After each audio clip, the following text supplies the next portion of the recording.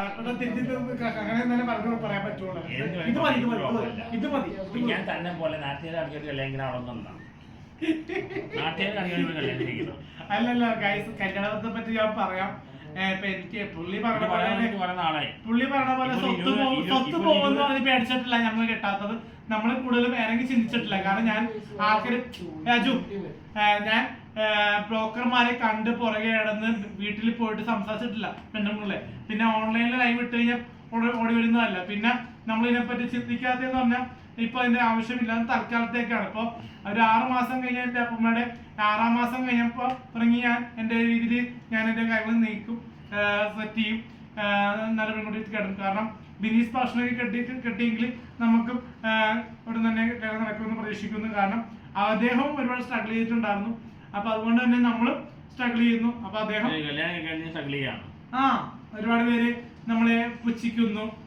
ചില ആൾക്കാര് എന്നെ അപ്പൊ എനിക്ക് LKG മുതൽ നല്ല നല്ല സൗഹൃദങ്ങളുണ്ട്. അതിനെ ആൾക്കാർ തെറ്റിദ്ധരിക്കരുത്. പക്ഷെ എന്നിട്ട് 15-ാമത്തെ വയസ്സ് വരെ എനിക്ക് ഒരുപാട് പെൺകുട്ടികളുമായിട്ട് മാന്യമായിട്ടുള്ള സൗഹൃദം ഉണ്ടായിരുന്നു. ഫെയിം വന്നേ പിന്നെ ഒരുപാട് പെൺകുട്ടികൾ എന്റെ നിന്ന് പോയി. കാരണം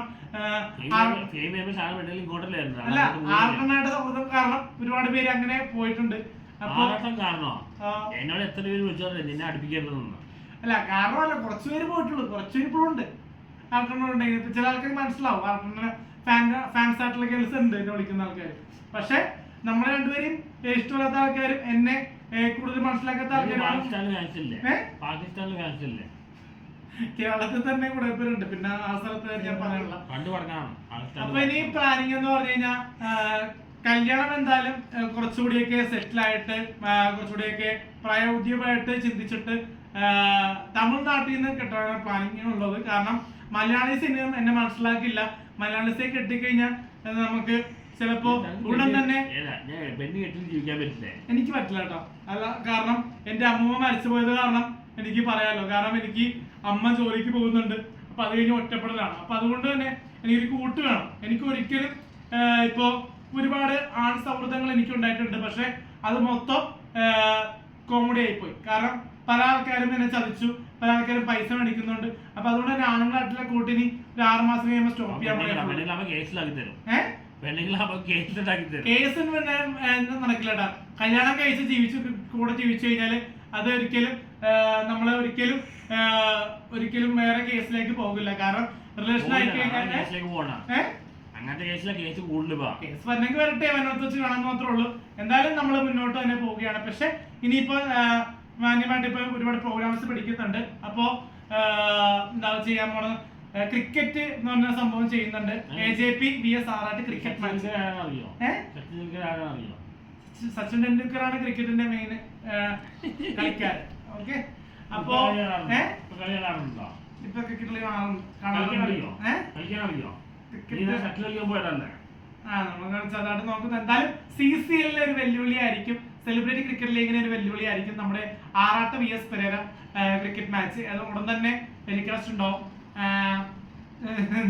മീഡിയ പേര് ഞാൻ പറയുന്നത് ഓൺലൈൻ മീഡിയ വഴി എന്തായാലും അപ്ലോഡിങ് ഉണ്ടാവും എല്ലാ ചാനലും വഴി. എന്തായാലും അണ്ണൻ ജോയിൻ ചെയ്യില്ലേ? അപ്പൊ അങ്ങനെ ഇത് പുതിയ മാറ്റങ്ങൾ എന്താ പറയാനുള്ളത്? നമ്മൾ എന്താണ് ഈ ആഴ്ച 2 ഇന്റർവ്യൂ ഉണ്ട്. 5000 രൂപ ഇത് പറയാൻ ചാൻസ് മിഠായി കുറച്ച് സ്വസ്ഥതയോടെ ഇരിക്കുക. പിന്നെന്താണ് സാറ്റർഡേ ഒരു സൂം മീറ്റിംഗ് ഉണ്ട് ഒരു അമേരിക്കൻ കമ്പനിയായിട്ടാണ്. അത് ഇവനെ ആഡ് ചെയ്യുന്നുണ്ട്. കാരണം ഡിജിറ്റൽ വ്യൂസ് ഏറ്റവും കൂടുതൽ കിട്ടുന്നത് എനിക്ക് ഇവനാണ്. ഒരു അമേരിക്കൻ കമ്പനിയാണ്. അവർക്ക് ഇന്ത്യയിൽ മാർക്കറ്റുണ്ടാകാൻ നോക്കുക. പിന്നെ ഡിസംബറിൽ ഒരു മാൾട്ടയിൽ പോകാൻ പ്ലാനുണ്ട്. അതിന് വേണ്ടി കൊണ്ടുപോകാൻ പ്ലാനുണ്ട്. മാൾട്ടയല്ല, 1 മാസം യൂറോപ്പിലായി. പിന്നെ ഒരു ഡോക്യുമെൻ്ററി വരുന്നുണ്ട് ഇവിടുന്ന് കാശ്മീർ റിസോർട്ട് ചെയ്യുന്ന റോഡ് മൂവി.